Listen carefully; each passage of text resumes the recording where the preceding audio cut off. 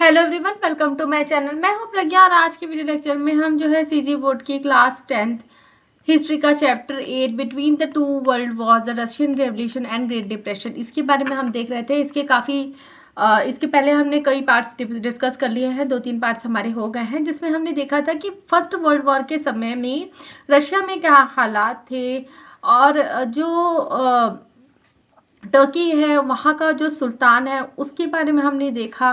उसके बाद हमने सार के बारे में देखा, फिर हमने प्री रशिया में जो वॉर्स चल रहे थे, फिर वॉर्स के लिए जो पेट्रोटिज्म है उसके बारे में हमने देखा। फिर हमने फेब्रुअरी रेवोल्यूशन के बारे में देखा, अक्टूबर रेवोल्यूशन के बारे में देखा, हमने वुमेन्स की स्थिति कहाँ कैसी थी उसके बारे में हमने देखा, और हमने ये देखा कि कैसे जो है डिफरेंट क्लासेस है वो सोवियत बना रहे थे। जैसे सोल्जर्स का अलग सोवियत बन रहा था, वर्कर्स के अलग सोवियत बन रहे थे, और ये सोवियत इतने पावरफुल हो रहे थे कि वो जो देश है उसको ही रूल करने लायक हो रहे थे। इंडस्ट्रीज है, फैक्ट्रीज है, वहाँ पे भी ये सोवियत यूनियन का ही दबदबा था। और फिर हमने देखा कि फाइनली जो है जो सार है उसको हटा दिया गया उसके पद से। उसके बारे में हमने देखा। फिर जो है हमको देखते देखते हमने जो है देखा कैसे यूएसएसआर का फॉर्मेशन हुआ, ठीक है, वहाँ तक हमने देख लिया था। अब उसके बाद हमको स्टालिन के बारे में जानना है। तो following the death of Lenin in 1924, तो लेनिन कौन था? कम्युनिस्ट पार्टी का लीडर था। तो लेनिन के डेथ के बाद 1924 में जोसेफ स्टालिन जो है उसने लीडरशिप ली कम्युनिस्ट पार्टी की, and soon became all powerful leader of the Soviet union. वैसे ही जैसे ही उसने लीडरशिप ली कम्युनिस्ट पार्टी की और एक पावरफुल लीडर वो बन गया। तो many leaders who sought to oppose his policies were executed, तो बहुत सारे लीडर्स जिन्होंने कोशिश की, सॉट मतलब कोशिश की, उन पॉलिसीज को अपोज करने की, उनका विरोध करने के लिए उनको क्या कर दिया गया? एग्जीक्यूट कर दिया गया। एग्जीक्यूट मतलब फांसी दे दी गई। He remain the principal leader of communist party and dictator of Soviet Union until his death in 1954। तो ये जो है एक प्रिंसिपल लीडर थे। प्रिंसिपल लीडर मतलब मुख्य लीडर थे कम्युनिस्ट पार्टी के, और एक आप बोल सकते हैं डिक्टेटर थे। डिक्टेटरशिप क्या होता है? जहां पे एक ही व्यक्ति जो अपना राज चलाने लग जाता है। तो डिक्टेटर थे सोवियत यूनियन के कब तक? 1953 में, जब तक इनकी मृत्यु नहीं हो गई। उसके बाद हमको देखना है इंडस्ट्रियलाइजेशन का क्या प्रभाव था, कैसे इंडस्ट्रियलाइजेशन हो रहा था रशिया में, उसके बारे में। After the revolution all private property was abolished and all the banks, factories and mines were nationalised, declared government property and administered by the government. तो ये रेवोल्यूशन आने के बाद में क्या हुआ? जितनी भी प्राइवेट प्रॉपर्टी थी उनको खारिज कर दिया गया, जितने भी बैंक्स थे, फैक्ट्रीज थे, माइंस थे, उनको नेशनलाइज कर दिया गया, मतलब गवर्नमेंट की प्रॉपर्टी डिक्लेयर कर दी गई। तो सोवियत रशिया जो था उसने जो बहुत सारे चैलेंज फेस किए इकोनॉमिक डेवलपमेंट में और इंडस्ट्रियलाइजेशन के लिए आफ्टर 1924। तो the economy has been ravaged by the war, revolution and civil strife and has to be brought back to on the track। तो ये जो इकोनॉमी थी इस कंट्री की, रशिया की, वो 1924 के बाद जो है वॉर के होने के बाद जो है पूरी तरीके से तबाह हो चुकी थी, क्योंकि वॉर हुआ उसी समय ये क्रांति भी आई। फिर सिविल मतलब जो लोगों के बीच में थोड़ा सा वो भी रहता है ना, मतलब निराशापूर्ण स्थिति के कारण जो है बहुत ज़्यादा इकोनॉमी जो है वहाँ अर्थव्यवस्था जो है वो हिली हुई थी और उसको ट्रैक में लाने की जरूरत थी।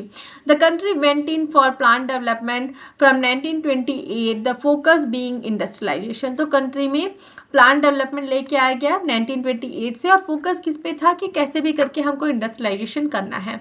But it lack capital and technical expertise, so experts were invited from abroad to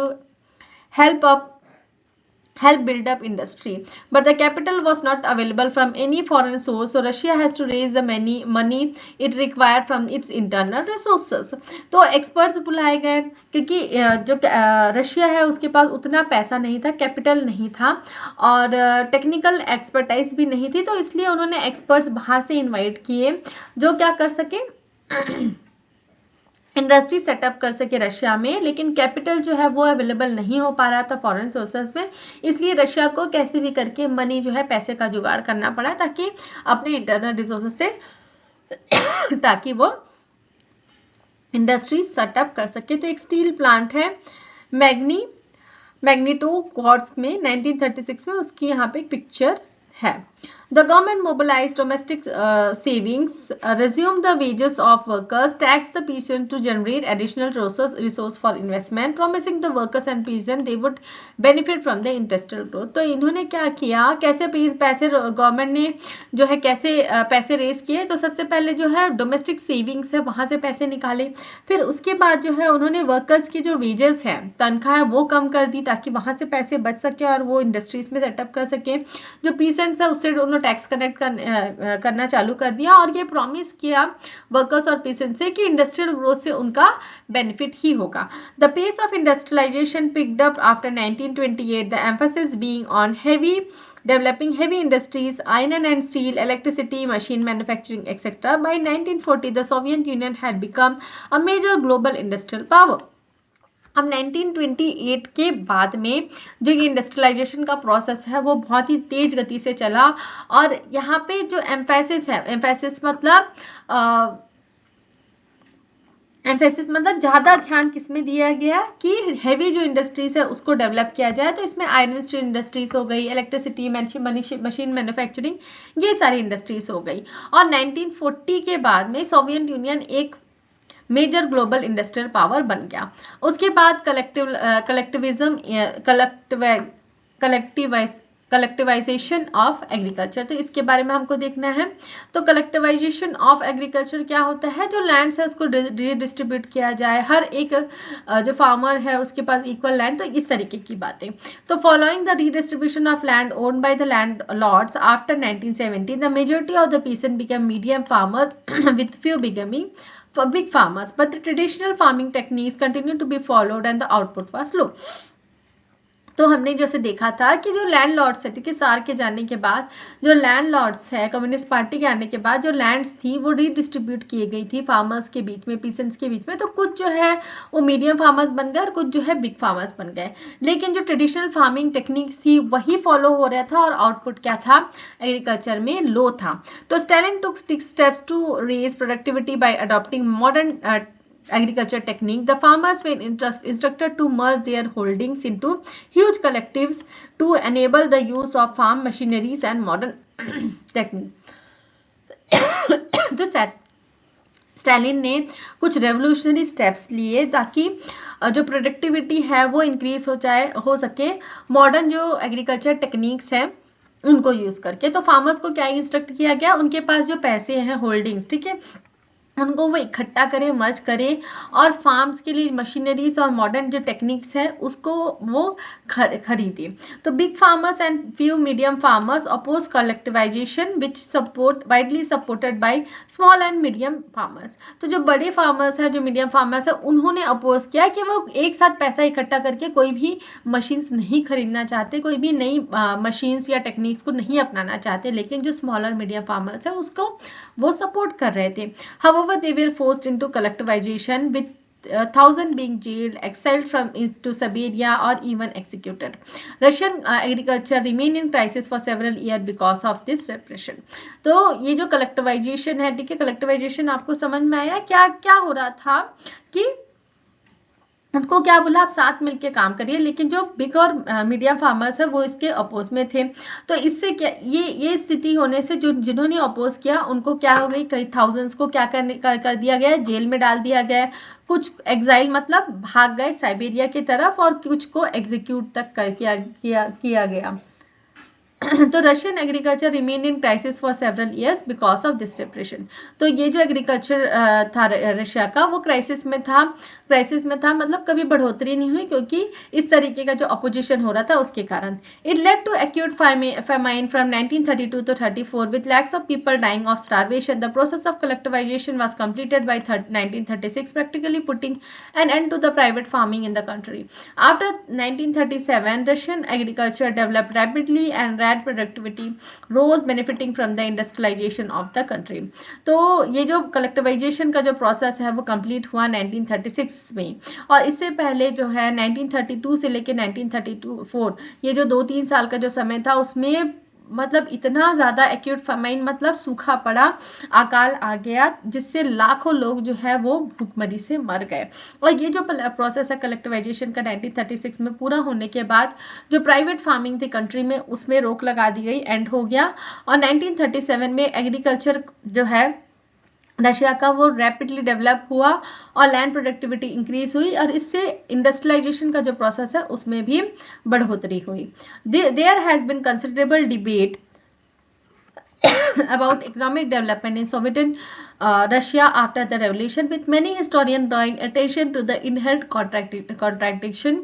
For the first time in the world history, workers and peasants created a new society without landing gentry, capitalist trader, and noble aristocrat. In this society, everyone has equal access to basic amenities, necessities such as food, education, housing, etc. Unemployment was almost eradicated and everyone got work. तो ये एक considerable debate था कि मतलब कैसे जो है Soviet Russia जो है उसने इतना बदलाव ला लिया, इतना इकोनॉमिक डेवलपमेंट में इकोनॉमिक डेवलपमेंट कर कैसे लिया। तो बहुत सारे हिस्टोरियंस ने अपना इंटेंशन उसमें ये जो कॉन्ट्राडिक्शंस था कि मतलब इतना जल्दी कैसे मतलब लोगों के समझ से परे आ रहा था। और फर्स्ट टाइम वर्ल्ड हिस्ट्री में ये हुआ कि वर्कर्स और पीसेंट्स जो है उन्होंने एक नई सोसाइटी बनाई जिसमें कोई भी लैंड मतलब जो है उसका मतलब एक ही व्यक्ति के पास लैंड जेंटरी मतलब एक ही व्यक्ति के पास पूरा लैंड है, इस तरीके का लैंड लॉर्ड्स वाला कुछ वो नहीं था। कैपिटलिस्ट ट्रेडर्स थे और एरिस्टोक्रेट्स थे। एक नई सोसाइटी बनी और ये जो सोसाइटी है इसमें क्या था, हर एक के पास क्या था, जो बेसिक नेसेसिटीज होती है लाइफ की, जैसे कि फूड, एजुकेशन, हाउसिंग, ये सभी के पास इक्वली था। तो अनएम्प्लॉयमेंट जो है वो पूरी तरह से इरेडिकेट कर दिया गया था, मतलब हटा दिया गया था और सबके पास काम था। तो the great depression that swept across the world from 1929 to 1932 had little impact on Russia. Women enjoyed equal rights as men in the society.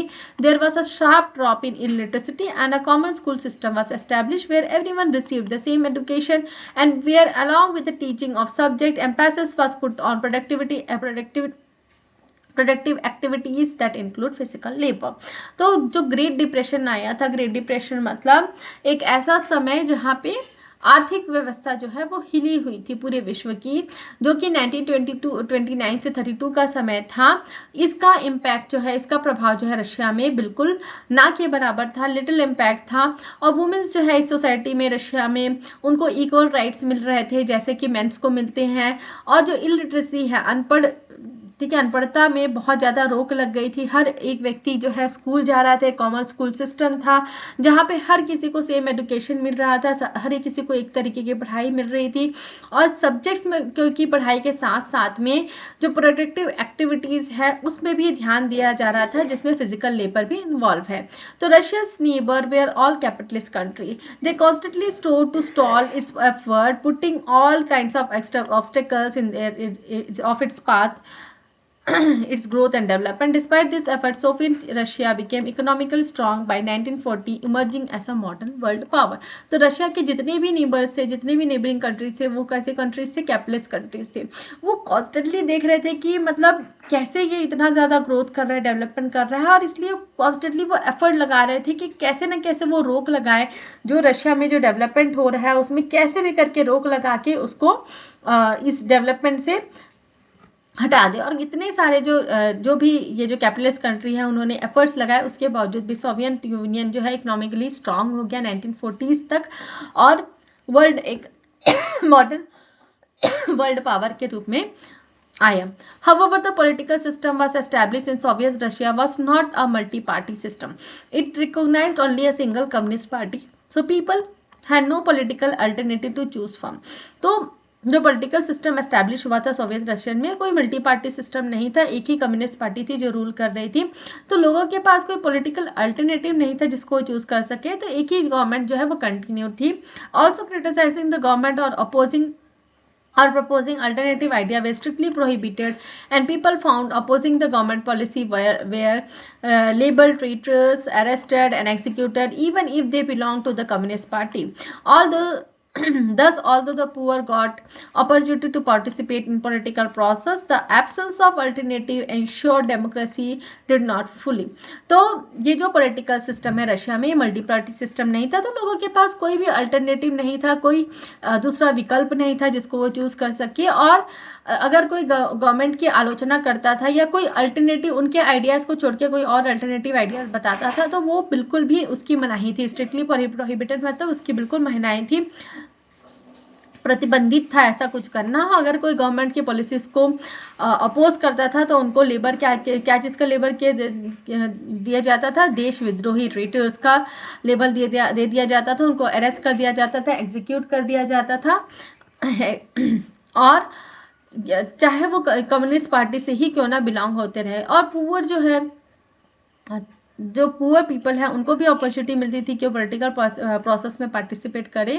तो ये जो डेमोक्रेसी है वो उस समय यहाँ पे फुली डेवलप्ड नहीं थी। तो the Soviet revolution has a profound effect on the world in the far flung countries and especially in the colonies. It proved to be an inspiration for fighting for independence and for the rights of the poor. तो Soviet जो revolution है एक मतलब पूरे विश्व में एक बहुत बड़ा इम्पैक्ट छोड़ा इसने।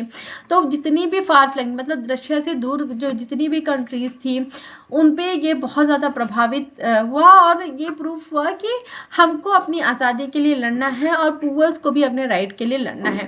दे try to follow the path pioneered by Russia. An international communist organisation was formed under the leadership of Russian communist party. Similar parties were established in every country. तो यहाँ पे जितनी भी कंट्रीज है जो कहीं इंडिपेंडेंस के लिए लड़ रही थी उन्होंने रशिया का पाथ जो है उसको फॉलो किया। जो इंटरनेशनल कम्युनिस्ट ऑर्गेनाइजेशन बना लीडरशिप में, जो रशिया की जो कम्युनिस्ट पार्टी उनके लीडरशिप में कई पार्टीज बनी, वैसे ही सिमिलर पार्टीज बनी हर एक कंट्री में। और प्रेशर इन पार्टीज का था कि गवर्नमेंट को इंश्योर करे कि लॉ पास हो जिससे जो वर्कर्स हैं उनके भलाई के लिए काम हो सके, सिस्टम हो सके जहाँ पे राइट्स जो है उसको प्रोटेक्ट किया जा सके। अब नेक्स्ट जो वीडियो लेक्चर है उसमें हम ग्रेट डिप्रेशन और वेलफेयर स्टेट के बारे में बात करेंगे। तो मैं आशा करती हूँ कि इतना आपको समझ में आया होगा। इतना समझ में आया तो वीडियो को लाइक शेयर करें, कमेंट करके बताएं कि वीडियो कैसा लगा। अगर मेरे चैनल की वीडियोस आपको पसंद आते हैं तो चैनल को सब्सक्राइब कर लीजिए, बेल नोटिफिकेशन को भी ऑन कर लीजिए ताकि जब भी मैं नई वीडियोस डालूँ तो आपको नोटिफिकेशन मिल सके। Thanks for watching.